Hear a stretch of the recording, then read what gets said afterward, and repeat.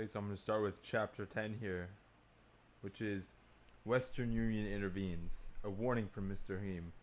New assignment from the sports desk, and a savage invitation from the police.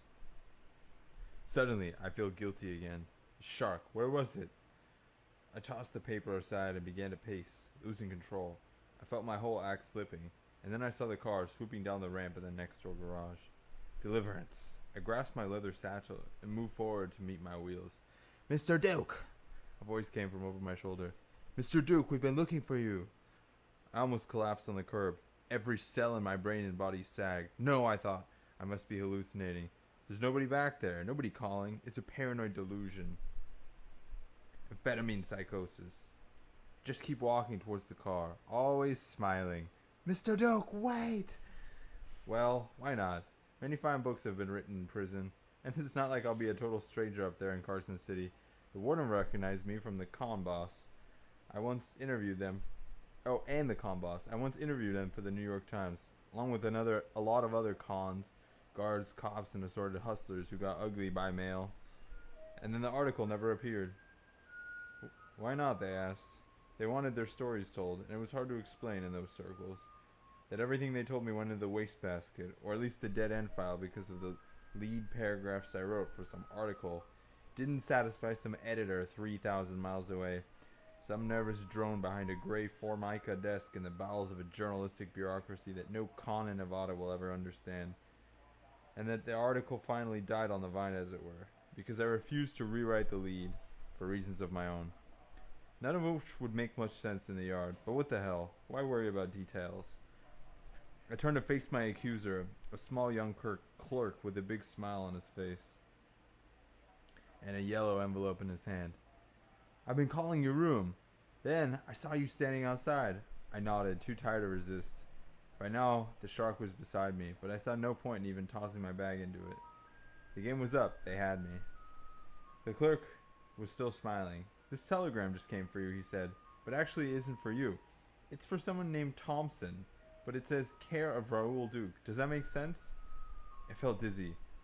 It was too much to absorb all at once. From freedom to prison, then back to freedom again, all in 30 seconds. I staggered backwards and leaned on the car, feeling the white folds of the canvas top beneath my trembling hand.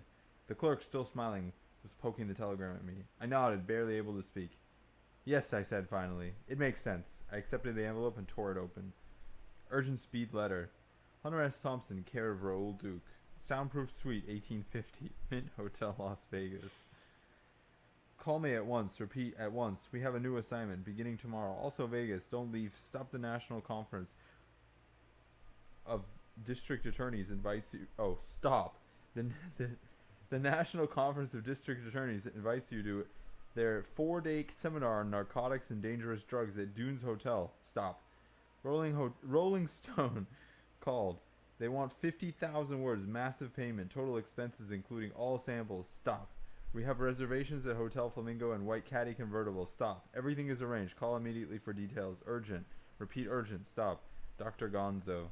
Holy shit, I muttered. This can't be true. You mean it's not for you, the clerk asked, someone suddenly nervous. I checked the register for this man Thompson. We don't show him, but I thought he was part of your team. He is, I said quickly. Don't worry, I'll get to him. I tossed my bag in the front seat of the Shark, wanting to leave before my stay of execution ran out. But the clerk was still curious. What about Dr. Gonzo, he said. I stared at him, giving him a full taste of the mirrors. He's fine, I said, but he has a vicious temper. The doctor handles our finances and makes all our arrangements. I slid into the driver's seat and prepared to leave. The clerk leaned into the car. What confused us was Dr. Gonzo's signature on the telegram from Los Angeles.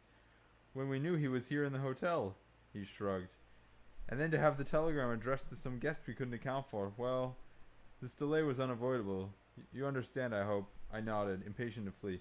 You did the right thing. Never try to understand a press message. About half the time we use codes, especially with Dr. Gonzo. He smiled again, but this time seemed a trifle odd. Tell me, he said, when will the doctor be awake? I tensed at the wheel. Awake? What do you mean? He seemed uncomfortable. Well, the manager, Mr. Heem, would like to meet him. Now his grin was definitely malevolent. Nothing unusual. Mr. Heem likes to meet all our large accounts. Put him on a personal basis. Just a chat and a handshake, you understand? Of course, I said. But if I were you, I'd leave the doctor alone until he's eaten breakfast. He's a very crude man. The clerk nodded warily. But he will be available, perhaps later this morning? I saw what he was getting at. Look, I said. The telegram was all scrambled. It's actually from Thompson, not to him. Western Union must have got the names reversed. I held up the telegram, knowing he'd already read it. What this is a speed message to Dr. Gonzo upstairs, saying that Thompson is on his way out from L.A. with a new assignment with a new work order. I waved him off the car. See you later, I snapped. I have to get back on the track. He backed away as I eased the car into low gear. There's no hurry, he called after me. The race is over. Not for me, I said, tossing him a quick friendly wave. Let's have lunch, he shouted as I turned into the street. Righto. And then I was off into traffic. After a few blocks in the wrong direction on Main Street, I doubled back and aimed south, towards L.A., but with all deliberate speed. Keep cool and slow, I thought. Just drift to the city limits. What I needed was a place to get safely off the road, out of sight, and ponder this incredible telegram from my attorney. It was true, I was certain of that. There was a definite valid urgency to the message. The tone was unmistakable. But I was in no mood or condition to spend another week in Las Vegas. Not now. I had pushed my luck about as far as it was going to carry him in this town. All the way out to the edge. Now this weasels were closing in. I could smell the ugly brutes. Yes, it was definitely time to leave. My margin had shrunk to nothing. Alright, let's just switch. Alright. Now idling along Las Vegas Boulevard at about 30 miles an hour, I wanted a place to rest and to formalize the decision. It was settled, of course, but I needed a beer or three to seal the bargain and stupefy the one rebellious nerve end that kept vibrating negative. It would have to be dealt with, because there was an argument of sorts for staying on. It was treacherous, stupid, and demented in every way, but there was nothing avoiding the stench of twisted humor that hovered around every idea of a gonzo journalist in the grip of a potentially terminal drug episode, being invited to cover the National District Attorney's Conference on Narcotics and Dangerous Drugs. There was also a certain bent appeal in the notion of running a savage burn on one Las Vegas hotel, and then instead becoming a doomed fugitive on the highway to L.A., just wheeling across town, trading in the red Chevy convertible for a white Cadillac and checking into another Vegas hotel, with press credentials to mingle with 1,000 ranking cops from all over America, while they harangued each other about the drug problem. It was dangerous lunacy, but it was also the kind of thing a real connoisseur of edge, a real connoisseur of edge, work could make an argument for. Where, for injustice, the last place For instance. Oh, I can't read today. For instance, the last place the Las Vegas police would look for a drug-addled fraud, fugitive who just ripped off a downstairs hotel. Right, in the middle of the National District Attorney's Drug Conference at an elegant hotel on the Strip, arriving at Caesar's Palace for the Tom Jones dinner show in a flashing white Coupe de Ville, at a cocktail party for narcotics agents and their wives at the dunes. Indeed, what better place to hide? For some people. But not for me, and certainly not for my attorney, a very conspicuous person. Separately, we might... Conspicuous. Conspicuous. Conspicuous. We had this argument on the podcast before. It's pronounced conspicuous. Of course. Conspicuous person. Separately, we might pull it off. But together, no. We would blow it. Too much aggressive chemistry in that mix. The temptation to run a deliberate freakout would be too heavy. And of course, would finish us. They would show us no mercy. To infiltrate the infiltrators would be to accept the fate of all spies. As always, if you or any member of your organization is apprehended by the enemy, the secretary will deny any knowledge. No, it was too difficult. The line between madness and masochism was already hazy. The time had come to pull back, to retire, hunker down, back off and cop out, as it were. Why not? In every gig like this, there comes a time that you either cut your losses or consolidate your winnings, whichever fits. I drove slowly, looking for a proper place to sit down with the early morning beer and get my head together, to plot this unnatural retreat. To Chapter 11. Ah, mama. Can this really be the end? Down and out in Vegas with amphetamine psychosis. Again? Tuesday, 9 a.m. Now sitting in Wild Bill's Cafe on the outskirts of Las Vegas. Saw it all very clearly. There's only one road to LA. US Interstate 15. A straight run with no back roads or alternative routes. Just a flat out high speed burn through Baker and Barstow and Purdue and then on the way to the Hollywood freeway straight into frantic oblivion. Safety, obscurity, just another freak in the freak kingdom. But in the meantime, for the next 5 or 6 hours, I'd be the most conspicuous thing on this goddamn evil road. The only fire apple red shark convertible between Butte and Tijuana. Blazing along this desert highway. With a half-naked hillbilly mental case at the wheel. Is it better to wear my purple and green Acapulco shirt? Nothing at all. No way to hide in this monster. This will not be a happy run. Not even the sun god wants to watch. He's gone behind a cloud for the first time in 3 days. No sun at all. The sky is gray and ugly. Just as I pulled into Wild Bill's back street half-hidden parking lot, I hear a roar overhead and looked up to see a big silver smoke trailing DC-8 taking off, about 2,000 feet above the highway. Was Lacerda aboard? The man from Life? Did they have all the photos they needed? All the facts? Had they fulfilled their responsibilities? I didn't even know who'd won the race. Maybe nobody. For all I knew, the whole spectacle had been aborted by a terrible riot, an orgy of senseless violence, kicked off by drunken hoodlums who refused to abide by the rules. I wanted to plug this gap in my knowledge at the earliest opportunity, pick up the LA Times and scour the sports section for a mid-400 story, get the details, cover myself, even on the run, in the grip of a serious fear. I knew it was Lacerda on that plane, heading back to New York. He told me last night that he meant to catch the first flight. So there he goes, and here I am, with no attorney, slumped on a red plastic stool in Wild Bill's Tavern, nervously sipping a Budweiser in a bar, just coming awake to an early morning rush of pimps and pinball hustlers, with a huge red shark just outside the door so full of felonies that I'm afraid to even look at it. But I can't abandon the fucker. The only hope is to somehow get it across 300 miles of open road between here and Sanctuary. But sweet Jesus, I am tired. I'm scared. I'm crazy. This culture is beating me down. What the fuck am I doing out here? This is not even the story I was supposed to be working on. My agent warned me against it. All the signs were negative, especially that evil dwarf with the pink telephone in the polo lounge. Should have stayed there. Anything but this. Ah, mama. Can this really be the end? No. Who played that song? Did I actually hear that fucking thing on the jukebox just now? At 9:19 on this filthy gray morning in Wild Bill's Tavern? No, that was only my brain. Some long-lost echo of some painful dawn in Toronto a long time ago. Half mad in another world, but no different. Help! How many more nights and weird mornings can this terrible shit go on? How long can the body and the brain tolerate this doom? Such stuck craziness. The grinding of teeth, the pouring of sweat, the pounding of blood in the temples. Small blue veins gone amok in the front of the ears. 60 and 70 hours with no sleep. And now, this is the jukebox? Yes, no doubt about it, and why not? A very popular song. Like a bridge over troubled water, I will lay me down. Boom! Flashing paranoia. What kind of rat bastard psychotic would play this song right now? At this moment, has somebody followed me here? Does the bartendress know who I am? Can she see me behind these mirrors? All bartenders are treacherous, but this one is a surly middle-aged fat woman wearing a moo-moo and iron boy overalls. Probably Wild Bill's woman.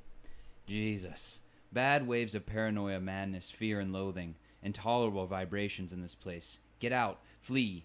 And suddenly it occurs to me, some final flash of lunatic shrewdness before the darkness closes in, that my legal hotel checkout time is not until noon, which gives me at least 2 hours of legitimate high-speed driving to get out of this goddamn state before I become a fugitive in the eyes of the law. Wonderful luck. By the time the alarm goes off, I can be running full bore somewhere between Needles and Death Valley, jamming the accelerator through the floorboards and shaking my fist at Ephraim Zimbalist Jr., swooping down on me as his FBI/Screaming Eagle helicopter. You can run, but you can't hide. Warning to smack dealers seen on the bulletin board in Boulder, Colorado. Fuck you, F 'em. The wisdom cuts both ways. As far as you and the mint people know, I'm still up there, 1850, legally and spiritually, if not in the flesh. A do not disturb sign hung on the tongue to ward off disturb. The maids won't come near that room as long as the sign is on the doorknob. My attorney saw to that, along with 600 bars of Neutrogena soap that I still have to deliver to Malibu. What will the FBI make of that? This great red shark full of Neutrogena soap bars, all completely legal. The maids gave us that soap. They'll swear to it. Or will they? Of course not.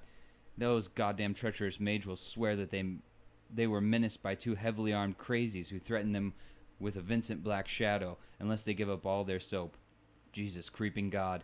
Is there a priest in this tavern? I want to confess. I'm a fucking sinner. Venal, mortal, carnal, major, minor. However you want to call it. Lord, I'm guilty. But do me this one last favor. Just give me 5 more high-speed hours before you bring the hammer down. Just let me get rid of this goddamn car and off of this horrible desert. Which is not really a hell of a lot to look at, Lord, because the incredible truth is that I am not guilty.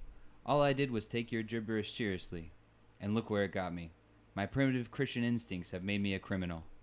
Creeping through the casino at 6 in the morning was with a suitcase full of grapefruit and Mint 400 t-shirts. I remember telling myself over and over again, you are not guilty. This is merely a necessary expedient to avoid a nasty scene. After all, I made no binding agreements. This is an institutional debt, nothing personal. The whole goddamn nightmare is full of that stinking, irresponsible magazine. Some fool in New York did this to me. It was his idea, Lord, not mine. And now, look at me, half crazy with fear, driving 120 miles across Death Valley in some car I never even wanted. You evil bastard, this is your work. You better take care of me, Lord, because if you don't, you're going to have me on your hands. Chapter 12. Headless speed, grappling with the highway patrol. Mano a mano on Highway 61. Tuesday, 12:30 p.m., Baker, California. Into the Ballantine Ale now, zombie drunk and nervous. I recognize this feeling. 3 or 4 days of booze, drugs, sun, no sleep, and burned out adrenaline reserves. A giddy, quavering sort of high. That means the crash is coming. But when? How much longer? This tension is a part of the high. The possibility of mental and physical collapse is very real now. But collapse is out of the question, as a solution or even a cheap alternative. It is unacceptable indeed. This is the moment of truth. That fine and fateful line between control and disaster, which is also the difference between staying loose and weird on the streets, or spending the next 5 years of summer mornings playing basketball in a yard at Carson City. No sympathy for the devil. Keep that in mind. Buy the ticket. Take the ride. And if you occasionally get a little heavier than what you had in mind, maybe chalk it off to forced consciousness expansion. Tune in, freak out, get beaten. It's all in Kesey's Bible, the far side of reality. And so much for bad gibberish. Not even Kesey can help me now. I've just had 2 very bad emotional experiences. One with the California Highway Patrol, and another with a phantom hitchhiker who may or may not have been who I thought it was. And now, feeling right on the verge of a bad psychotic episode, I'm hunkered down with my tape machine in a beer bar. It's actually the back room of a huge hardware barn. All kinds of plows and harnesses and piled up fertilizer bags, and wondering how it all happened. About 5 miles back, I had a brush with the CHP. Not stopped or pulled over, nothing routine. I always drive properly. A bit fast perhaps, but always with consummate skill and a natural feel for the road that even the cops recognize. No cop was ever born who isn't a sucker for a finely executed high-speed controlled drift all the way around one of those cloverleaf freeway interchanges. Few people understand the psychology of dealing with a highway traffic cop. Your normal speeder will panic and immediately begin to pull over to the side when he sees the big red light behind him, and then will start apologizing, begging for mercy. This is wrong. It arouses contempt in the cop heart. The thing to do when you're running alone along in your about 100 or so, and then you suddenly find a flashing red light CHP tracker on your tail. What you want to do then is accelerate. Never pull over with the first siren howl. Mash it down. Make the bastard chase you at speeds up to 120 all the way to the next exit.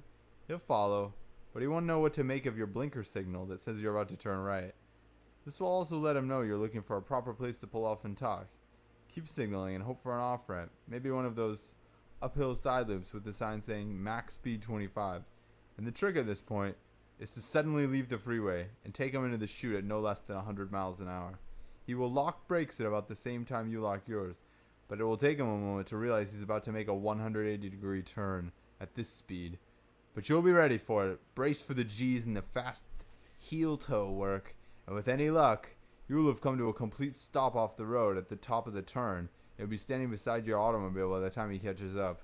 He will not be reasonable at first, but no matter. Let him calm down. He will want the first word. Let him have it. His brain will be in turmoil. He may begin jabbering, or even pull his gun. Let him unwind. Keep smiling. The idea is to show him that you are always in total control of yourself and the vehicle, while he lost control of everything. It helps to have a police press badge in your wallet when he calms down enough to ask for your license. I've had one of those, but I also had a can of Budweiser in my hand. Until that moment, I was unaware that I was holding it. I had felt totally on top of the situation, but when I looked down and saw that little red-silver evidence bomb in my hand, I knew I was fucked. Speeding is one thing, but drunk driving is quite another. The cops seemed to grasp this, that I'd blown my whole performance by forgetting the beer can. His face relaxed. He actually smiled, and so did I, because we both understood in that moment that my Thunder Road Moonshine Bomber act that had been totally wasted. We had both scared the piss out of ourselves for nothing at all, because the fact of this beer can in my hand made any argument about speeding beside the point. He accepted my open wallet with his left hand and then extended his right hand towards the beer can. Could I have that, he asked. Why not, I said. He took it, then held it up between us and poured the beer on the road. I smiled, no longer caring. It was getting warm anyway, I said.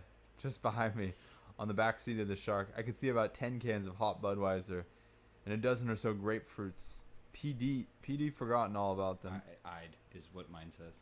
I'd forgotten all about them. Oh, I'd forgotten about them. All about them. But now they were too obvious for either of us to ignore. My guilt was so gross and overwhelming that explanations were useless. The cop understood this. You realize, he said, that it's a crime to... Yeah, I said. I know I'm guilty. I understand that. I knew it was a crime. But I did it anyways, I shrugged. Shit, why argue? I'm a fucking criminal. That's a strange attitude, he said. I stared at him, seeing for the first time that I was dealing with a bright-eyed young sport, around 30, who was apparently enjoying his work. You know, he said, I get the feeling that you could use a nap, he nodded. There's a rest area up ahead. Why don't you pull over and sleep for a few hours?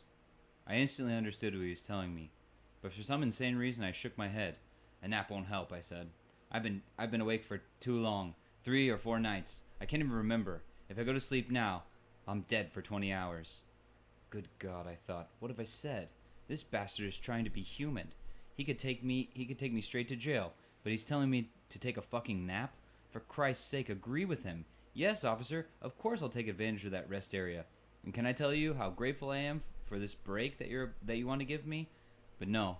Here I was insisting that if he turned me loose, I would boom straight ahead for L.A., which was true. But why say it? Why push him? That's not the right time for a showdown. This is Death Valley. Get a grip on yourself. Of course. Get a grip. Look, I said. I've been out in Vegas covering the Mint 400. I pointed to the VIP parking sticker on the windshield. Incredible, I said. All those bikes and dune buggies crashing around the desert for 2 days. Have you seen it? He smiled, shaking his head with a sort of melancholy understanding. I could see him thinking, was I dangerous? Was he ready for the vicious, time-consuming scene that was bound to come if he took me under arrest? How many off-duty hours would he have to spend hanging around the courthouse waiting to testify against me? And what kind of monster lawyer would I bring to work out on him? I knew, but how could he? Okay, he said. Here's how it is. What goes into my book as of noon is that I apprehended you for driving too fast conditions and advised you with this written warning. He handed it to me. To proceed no further than the next rest area. You stated your stated destination, right? Where you and to take a long nap. He hung his ticket pad back on his belt. Do I make myself clear, he asked, as he turned away. I shrugged. How far is Baker? I was hoping to stop there for lunch.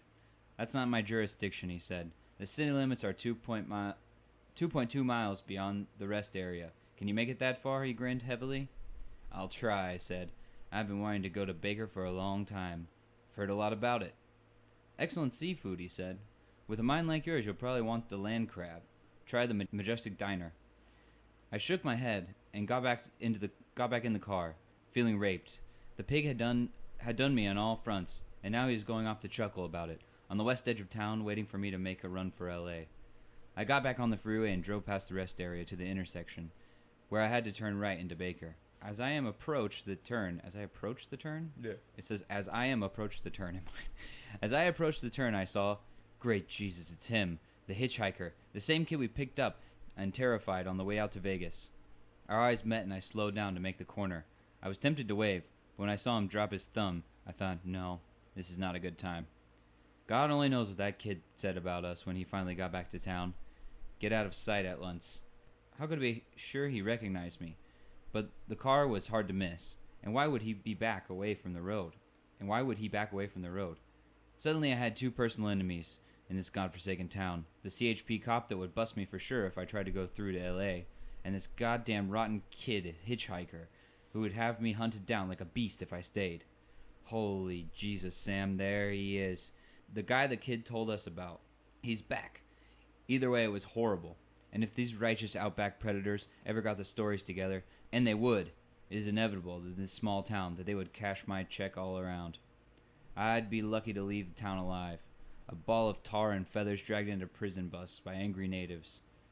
That was it. The crisis. I raced through town, found a telephone booth on the northern outskirts, between Sinclair Station and, yes, the Majestic Diner. I placed an emergency collect call to my attorney in Malibu. He answered at once. They've nailed me, I shouted.